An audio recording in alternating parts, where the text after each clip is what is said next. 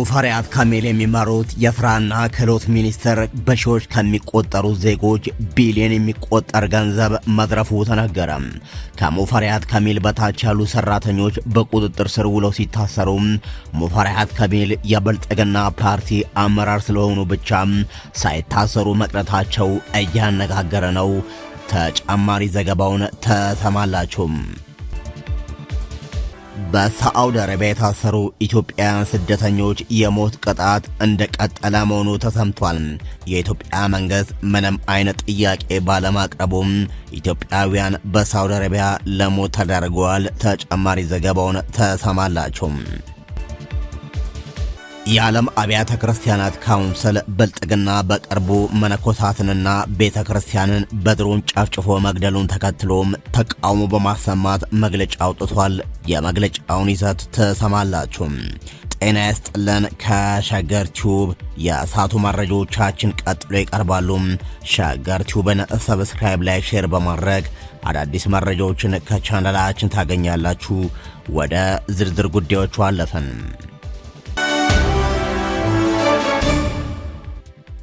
ወዳጅነት ከለላና መሸሸጊያ ይሆናል ተብሎ ይታሰባል። ለዲዛይነር ቅድሳን ይርጋለም ግን ወዳጅነት የሞት ወጥመዱን አረፈው። የ2026 የሚስ ወርልድ ኢትዮጵያ የውበት ንግስት የሩት ይርጋለም ታላቅ እህት የሆነችው ቅድሳንን በሞዴሊንግ ዓለም ውስጥ ስኬትን ከምትመኘውና ከቷ ጋርም የትምህርት ቤት ትውውቅ ከነበራት ቅድስት ሙሉቀን ጋር የጠበቀ ጓደኝነት ነበራት። ሆኖም ከዚህ ጓደኝነት ጀርባ ጥልቅ የሆነ ምቀኝነትና አደገኛ ሴራ ተሸሽጎ ነበር። ሁሉም ነገር የተጀመረው ባለፈው አርብ በተደረገም አንድ የስልክ ጥሪ ነው። ለአንድ ዓመት ያህል ተጠፋፍታ የነበረችው ቅድስት የናፍቆት በሚመስል የጓደኝነት መንፈስ ለቅድሳን ደወለች። አዲስ ኮንዶሚኒየም ተከራይቻለሁ፣ መተሽ ቤቴን እይልኝ፣ ደግሞም የማገናኘሽ አዲስ የሥራ ዕድል አለ በማለት የጓደኛዋን ልብ አባበለች። በጓደኛዋ ላይ አንዳችም ክፋት ያልጠረጠረችው ቅድሳንም ሜክሲኮ አካባቢ ተገናኝተው አብረው ወደ ኮዬ ፈጬ ኮንዶሚኒየም አመሩ። ቅድሳን የጓደኛዋን አዲስ ሕይወት ለማየት በደስታ ስትጓዝ እየሄደች ያለችው ግን ወደ ራሷ የሞት ቀጠሮ ነበር። አዲሱ ቤት ደጃፍ ላይ ደርሰው ወደ ውስጥ ሲገቡም የነበረው ወዳጃዊ ድባብ ቅጽበታዊ በሆነ ሽብር ተተካ። ቤት ውስጥ አድፍጦ ይጠብቅ የነበረው የቅድስት ፍቅረኛ ደሳለኝ ቅድሳን ድምጿን አውጥታ እንኳን እርዳታ እንዳትጣራ አፍኖ አሰራት። ያመነቻት ጓደኛዋም እጅ ከፈንጅ ለሞት አሳልፋ ሰጠቻት። አጋቾቹ ወዲያውኑ የሟች ቤተሰቦች ጋር በመደወልም የ2 ሚሊዮን ብር ቤዛ ጠየቁ። የቤተሰብ ልብ በጭንቀት እየመታ የድርድር ሀሳቦች ሲለዋወጡ አጋቾቹ አንድ ዘግናኝ እውነት ተገነዘቡ። የጠየቁትን ገንዘብ ቢያገኙ እንኳንም ሟች በቅርበት ስለምታውቃቸው ነገ ሚስጥራቸውን አሳልፋ እንደምትሰጣቸው አሰቡ። ፍርሃትና ምቀኝነት ያደነደነው ልባቸው እዚያው አርብ ዕለት ጭካኔ የተሞላበት ውሳኔ ላይ ደረሰ። የቅድሳንን ሕይወት በአሰቃቂ ሁኔታ ጠፉ። አስክሬኗንም ማንም እንዳያገኘው በሚልም እዛው አካባቢ በተከራዩት ሌላ ተጨማሪ ቤት ውስጥ ደበቁት። ይሁን እንጂ የፈጸሙት ገፍ በጨለማ ሊቀበር አልቻለም። ፖሊስ ባደረገው አፋጣኝና የተቀናጀ ክትትልም ዋነኛ ተጠርጣሪዋ ቅድስት አዲስ አበባ ከተማ ውስጥ ጎተራ አካባቢ በቁጥጥር ስር ዋለች። የወንጀሉ ተባባሪ የነበረው ደሳለኝ ደግሞ ሁኔታው ሲከፋበት ለማምለጥ ሞክሮ አዳማ ከተማው ተደብቆ እያለ በፖሊስ መረብ ውስጥ ወደቀ። በአጠቃላይ ከጉዳዩ ጋር በተያያዘ 8 ሰዎች ታሰሩ። ዋነኛ ተጠርጣሪዎቹም ወንጀሉን መፈጸማቸውን አምነው እንዴት እንዳከናወኑት በቦታው ተገኝተው ለፖሊስ አሳይቷል። የከሰት የ2026ቷን የውበት ንግስት ሩትን ብቻ ሳይሆን መላውን ማህበረሰብ በሐዘንና በስጋት ውስጥ ጥሏል። የዘንድሮ የሚስ ኢትዮጵያ ቁንጅና ውድድር አሸናፊ ሩትም በልብ ሰበራት ከጠላቴ እኔ እጠነቀቃለሁ ከወዳጄ አንተ ጠብቀኝ ብላ ያሰፈረችው መልእክትም የዚህን አሳዛኝ ማጠቃለያ ይወክላል። ጠላት ፊቱን አውቆ ሲመጣም ክህደት ግን በወዳጅ ፈገግታ ታጅቦ ይመጣል። ይህ አሳዛኝ ድርጊት መላው ኢትዮጵያውያን ልብ የሰበረ ብዙዎችንም እያነጋገረ ሆኖ አልፏል። ሙፈሪያት ካሚል የሚመሩት የስራና ክህሎት ሚኒስቴር አመቻችቶታል በተባለ ወደ ስዊድን ሀገር የሰለጠነ የሰው ኃይል ስምሪት እቅድም ከ20 ሺህ በላይ ዜጎች ለእንግልትና ለገንዘብ ብዝበዛ መዳረጋቸውን አመላከቱ። ህጋዊውን አሰራር ወደ ጎን በመታው በግል ጥቅም በተደለሉና በቅርቡ በቁጥጥር ስር በዋሉ የሚኒስቴር ኃላፊዎች ጣልቃ ገብነት ምክንያት ዜጎች ያወጡት ገንዘብ ሳይመለስላቸውና የጠበቁትን የስራ ዕድል ሳያገኙ ቀርቷል። የስራና ክህሎት ሚኒስቴር ለሀገር ውስጥም ሆነ ለውጭ ሀገር የስራ ስምሪትንም በህጋዊ መንገድ ማመቻቸት ከጀመረ ወደ 5 ዓመታት ገደማ ሆኖታል። ይህን ተከትሎም ዜጎች በየወረዳቸው በሚገኙ የሚኒስቴሩ ጽሕፈት ቤቶች የጣት አሻራ በመስጠትና መለያ ኮድ በመቀበል ተመዝግበው ነበር። በሂደትም ሚሊዮን የተባለ የግል ኩባንያ የሰለጠነ የሰው ኃይልን ወደ ስዊድን ለመውሰድ ፍላጎት እንዳለው በመግለጽ ለ20 ሺህ ያህል ዜጎች በስልክ አጭር የጽሑፍ መልእክት ቴክስት ጥሪ ቀረበላቸው።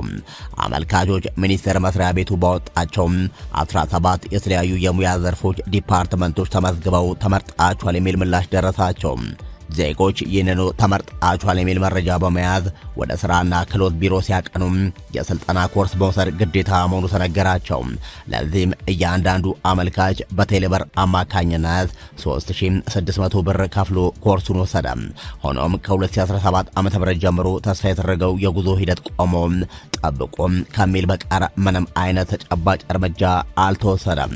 ከተለያዩ የሀገሪቱ ክፍሎች የተሰባሰቡት ተጎጂዎች በአዲስ አበባ ወደሚገኘው የሚኒስቴሩ መስሪያ ቤት ዋና ቢሮ በማቅናት ጥያቄያቸው በደብዳቤ ያቀረቡ። ሚኒስቴር መስሪያ ቤቱ በሰጠው ምላሽ ቀጣሪው ኩባንያ የሰርቪስ ክፍያ ስለጠየቀን እና እሱን ለመክፈል ስላልቻለን ጊዜ ስጡን የሚል ሰበብ ቀረበ። ዜጎቹ ከ2017 ዓ.ም ጀምሮ እስከ ዛሬ ጥር 2018 ዓ.ም ድረስ በአጠቃላይ 4 ጊዜ ወደ ጉዞአችን ይሳካ አሊያም ገንዘባችን ይመለስ የሚል ደብዳቤ ቢያስገቡም ሰሚ አላገኙም። ከዚህ ውዝግብ ጀርባ ያለው ዋነኛ ችግር ከቅርብ ጊዜ ወዲህ በሙስና ወንጀል ተጠርጥረው በሕግ ቁጥጥር ስር በዋሉት በሚኒስቴር መስሪያ ቤቱ ከፍተኛ ኃላፊዎች አቶ ብርሃኑ አለቃና አብርሃም አስራት የተፈጠረ መሆኑ ተጋልጧል።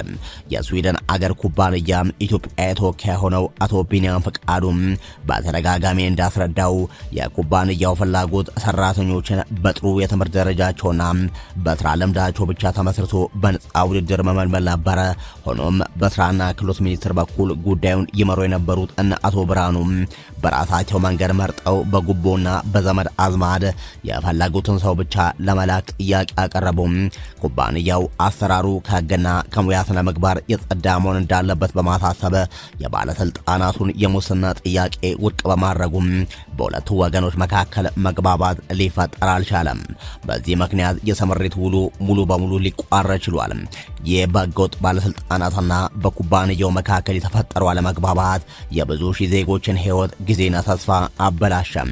ተጎጂዎቹ ክፍያቸው እንዲመለስላቸው ቢጠይቁም የሚኒስቴር መስሪያ ቤቱ ኃላፊዎች የከፈላችሁት ለወሰዳችሁት ኮርስ ነው በሚል ሰበብ ገንዘባቸውን ሊመልሱላቸው ፈቃደኛ አልሆኑም። መንግስት በቅርቡ በስራና ክህሎት ሚኒስቴር ውስጥ የተንሰራፋውን ሙስና ለማጽዳት የወሰደውን እርምጃ ተከትሎ እነ አቶ ብርሃኑ በቁጥጥር ስር መዋላቸው ቢታወቅም በስማቸውና በስዊድን የስራ ዕድል ተስፋ ስታለው ገንዘባቸውን የተነጠቁትና እንግልት የደረሰባቸው ዜጎች አሁንም ፍትህን እየጠበቁ ይገኛሉ። ፌዴራል ፖሊስ በርካታ ባለስልጣናትን በቁጥጥር ስር አውሎም ምርመራ እያደረገ ቢሆንም ዋናው የመስሪያ ቤቱ ኃላፊ ሚኒስትር ሙፈሪያት ካሚል ዝም ማለታቸው በፍትህ ስርዓቱ ላይም ጥያቄ እያስነሳም የብልጽግና ፓርቲ አባል መሆንም ከተጠያቂነት እንደሚያድን የታየበት ነው በሚል በርካቶች ተቋማቸውን እያሰሙ ይገኛሉ። በሳውዲ አረቢያ የታሰሩ ኢትዮጵያውያን ስደተኞች የደረሱልኝ ጥሪ ሲያሰሙም ከሞት የሚያስጥላቸው አካል ጠፍቶ በየተራ በሞት እየተቀጡ ነው። በቅርቡ የተፈጸመው የሞት ቅጣት እንዳይቀጥልም ከየአቅጣጫው ጥሪ የቀረበ ቢሆንም ሳውዲ አረቢያ 5 ተጨማሪ ኢትዮጵያውያንን ገላለች። የሳውዲ አረቢያ የሀገር ውስጥ ጉዳይ ሚኒስትር 5 ተጨማሪ ኢትዮጵያውያንን በሞት መቅጣቱን አረጋግጧል። ወደ አገሪቱ አደንዛዥ እጽ በድብቅ ሲያስገቡ ተይዟል የተባሉት ኢትዮጵያውያንም በሞት የተቀጡት ሰኞ ሐምሌ 20 መሆኑ ተገልጧል። በቅርቡ በሳዑዲ መንግስት በተከታታይ የሞት ቅጣት የተፈጸመባቸው ኢትዮጵያውያን ቁጥርም 17 ደርሷል። ከዚህ ቀደም በሰኔ ወር በተከታታይ 9፣ ሚያዝያ 13 ደግሞ 3 ኢትዮጵያውያን የሞት ቅጣት ተፈጸመባቸዋል። የሳዑዲ የአገር ውስጥ ጉዳይ ሚኒስትር በመግለጫው የጸጥታ አካላት ወንጀለኞቹን በቁጥጥር ስር አውሎ ባደረጉት ምርመራ ጥፋቱን መፈጸማቸው በመረጋገጡም ክስ እንደሚመሰረትባቸው ተደርጓል ብሏል። የፍርድ ቤቱ ውሳኔ ላይ ይግባኝ ተጠይቆ የነበረ ቢሆንም የጠቅላይ ፍርድ ቤቱ ብይኑን በማጽናቱና በሸሪዓ ሕግ መሰረት የንጉሳዊ ትዕዛዙ ተፈጻሚ እንዲሆን መደረጉ ተገልጿል። ቀደም ሲል ሐሚስ ሙሻይት በተባለው እስር ቤት ቢያንስ 63 ኢትዮጵያውያን ከአደንዛዥ እጽ ጋር በተያያዘ የሞት ቅጣት እንደተጋረጠባቸው መገለጹ ይታወቃል። እንደ ሂውማን ራይትስ ያሉ ዓለም አቀፍ የሰብአዊ መብት ተሟጋች ተቋማት የኢትዮጵያ መንግስት በዲፕሎማሲያዊ ጫና ዜጎቹን ከሞት እንዲያስጥል ጥሪ ማቅረቡ ይታወቃል። መንግስት የቀረበለትን ጥሪ ተከትሎም የዜጎችን ደህንነት ለመጠበቅ ጥረት እያደረገ መሆኑን የገለጸ ቢሆንም በተደጋጋሚ ጥሪ ከቀረበ በኋላ 14 ኢትዮጵያውያን በሞት ተቀጥተዋል። አሁንም የመገናኛ ብዙሃን ከ200 በላይ ኢትዮጵያውያን በሐሚስ ሙሻይት በተባለው የአገሪቱ እስር ቤት የሞት ቅጣታቸውን እየተጠባበቁ መሆኑን ዓለም አቀፍ ሚዲያዎች ዘግበዋል። የኢትዮጵያ ውጭ ጉዳይ ሚኒስቴር በቅርቡ ባወጣው መግለጫ የሞት ፍርድ የተፈረደባቸውን ስደተኞች በሚመለከት ከሳዑዲ ባለስልጣናት ጋር በቅርበት እየሰራ መሆኑን አስታውቆ ነበር። ይሁን እንጂ ሳዑዲ ያሰረቻቸውን ኢትዮጵያውያንን በማይረዱት በአረበኛ የተጻፈ ወረቀት እንዲፈርሙ በማስገደድ አረመኔያዊነት የተላበሰውን የሞት ቅጣታቸውን ኢትዮጵያውያን ላይ እያስፈጸሙ ይገኛሉ። የዓለም አብያተ ክርስቲያናት ብልጽግና በቅርቡ በወሎ በፈጸመው የቤተ ክርስቲያን የድሮን ጥቃትን በተመለከተ የውግዘት መግለጫ አወጣ። የዓለም አብያተ ክርስቲያናት ካውንስል ዋና ጸሐፊ ቄስ ጄሪ ፒላይ በአማራ ክልል በአምልኮ ቦታዎች የደረሰውን ጥቃት እንዲሁም የሲቪሎችን መገደልና መቁሰል እጅግ የሚረብሽና ፈጽሞ ተቀባይነት የሌለው ድርጊት ነው ሲሉ በጽኑ አውግዘዋል። ዋና ጸሐፊው ባወጡት መግለጫ የሃይማኖት ተቋማትና ሲቪሎች በፍጹም ኢላማ ሊደረጉ ወይንም በወታደራዊ ዘመቻ እንቅስቃሴ ሊገቡ እንደማይገባ በማሳሰብ በአማራ ክልል በሲቪል ማህበረሰብና በሃይማኖት ተቋማት ላይ እየተፈጸሙ ያሉ ጥቃቶች በአስቸኳይ እንዲቆሙ ጠይቀዋል። ካውንስሉ ባወጣው መግለጫ በጥቃቱ ዙሪያ አስቸኳይ ተአማኒ፣ ግልጽና ገለልተኛ የሆነ ምርመራ እንዲካሄድና ይህንን ድርጊት የፈጸሙ አካላት በሕግ እንዲጠየቁ ጥሪ አቅርበዋል። በተጨማሪም ሁሉም የግጭቱ ተሳታፊ ወገኖች ዓለም አቀፍ የሰብአዊ መብት ሕግጋትን እንዲያከብሩ እንዲሁም ሲቪሎችንና የሃይማኖት ተቋማትን የመጠበቅ ኃላፊነታቸውን ያለምንም ቅድመ ሁኔታ እንዲወጡ ዋና ጸሐፊ አሳስበዋል። የኢትዮጵያ መንግስትና ሁሉም ተፋላሚ ወገኖች የጥቃት አዙሪቱን እንዲያስ ቆሙ በንጹሃን ዜጎች ላይ ሙከራ የሚያስከትሉ ጥቃቶች እንዲገቱና አሁን ላለው ግጭት ሰላማዊ መፍትሄ እንዲፈልጉ አበክረው ጠይቋል። መግለጫው በማጠቃለያውም ለተጎጂዎች ያለውን አጋርነት በመግለጽ በጥቃቱ ሕይወታቸውን ላጡ ቤተሰቦች ጥልቅ ሐዘናቸውን ገልጸው ለቆሰሉት ፈውስን ተመኝተዋል። እንዲሁም ከኢትዮጵያ ኦርቶዶክስ ተዋሕዶ ቤተክርስቲያንና ከመላው የኢትዮጵያ ሕዝብ ጋር በክርስቲያናዊ አንድነት እንደሚቆሙ በማረጋገጥ የሰላም አምላክ ሐዘንተኞችን እንዲያጽናና ንጹሃንን እንዲጠብቅና ኢትዮጵያንም ወደ ፍትህ፣ እርቅና ዘላቂ ሰላም እንዲመራት መልካም ምኞታቸውን አስተላልፈዋል። መሐመድ ዳጋሎ የጦር ኃይላቸው ወደፊት እንዲገሰግስ ትዕዛዝ መስጠታቸውን አስታወቁ። በሱዳን የእርስ በርስ ጦርነት ተፋላሚ የሆኑት የፈጥኖ ደራሽ ኃይሉ ዋና አዛዥ መሐመድ ሐምዳን ዳጋሎ የጦር ኃይላቸው ወደፊት እንዲገፋ ትዕዛዝ መስጠታቸውን ይፋ አደረጉ። ይህን ያስታወቁት ሌላኛው ተፋላሚ በሌተና ጀነራል አብዱልፈታህ አልቡርሃን የሚመራው ጦር ካርቱምን ከአልኦቤዲ ጋር የሚያገናኘውን ስትራቴጂካዊ አውራ ጎዳና መልሶ መቆጣጠሩን በገለጹ ማግስት ነው። ይህ አውራ ጎዳና በፈጥኖ ደራሽ ኃይሉ ቁጥጥር ስር ያለውን የሰሜናዊ ኮርዶፋን ዋና ከተማ አልኦቤይድን በጦር ኃይሉ እጅ ከሚገኘው ካርቱም ጋር የሚያገናኝ ነው።